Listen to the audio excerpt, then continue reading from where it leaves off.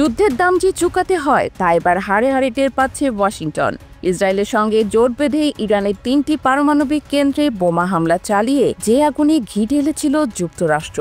Tehran তখনই সতর্ক করেছিল এই আগ্রাসনের প্রতিশোধ দেয়া হবে দ্রুত ও বিধ্বংসীভাবে। সেই হুঁশিয়ারি এখন বাস্তব, আর কোনো ঘোষণা নয়, এবার সরাসরি আঘাত। কাতার ও ইরাকে অবস্থিত মার্কিন সামরিক ঘাঁটিতে ক্ষেপণাস্ত্র বৃষ্টি নামিয়ে যুক্তরাষ্ট্রকে তাদের কৃতকর্মের ভয়ঙ্কর মূল্য বুঝিয়ে দিতে শুরু করেছে ইরান। এই আগ্রাসনের বিরুদ্ধে দেশটির সর্বোচ্চ নেতা আয়াতুল্লাহ খামেনি থেকে শুরু করে রাস্তায় দাঁড়ানো সাধারণ মানুষ পর্যন্ত যুক্তরাষ্ট্রের বিরুদ্ধে ক্ষোভে ফেটে পড়েছে। রাষ্ট্রীয় গণমাধ্যম থেকে শুরু করে সেনাবাহিনীর বার্তায় প্রতিশোধের যে আগুন এক সপ্তাহ ধরে দাউ দাউ করে জ্বলছিল, সেটি এখন ধ্বংসের ঝড় হয়ে মার্কিন ঘাঁটিতে আছড়ে পড়েছে।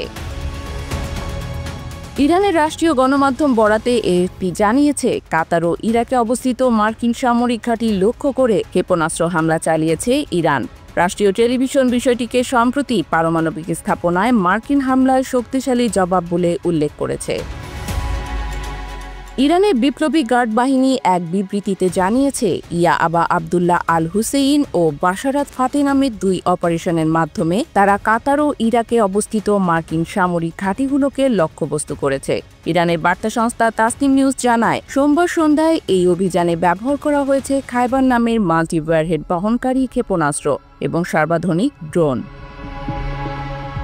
তাসনিম জানায়, হামলা কাতারের উদেইদ ঘাঁটিতে পরিচালিত হয়েছে, যা কাতারের নগর এলাকা ও আবাসিক অঞ্চলের থেকে অনেক দূরে অবস্থিত।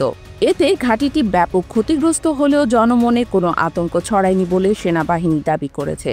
হামলার সময় দোহা ও লুসাইল এলাকায় বিস্ফোরণের শব্দ এবং আকাশে প্রজেক্টাইল দেখা যায়।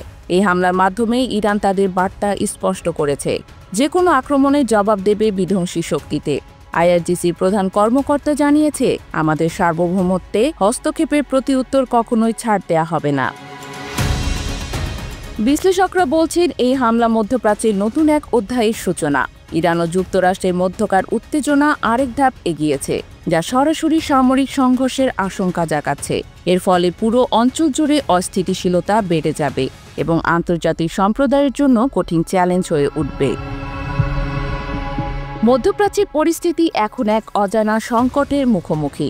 যুদ্ধের ডামাডোল আর প্রতিশোধের আগুন ঘিরে এক ভয়াবহ সংকটের আশঙ্কা দিন দিন বেড়েই চলেছে।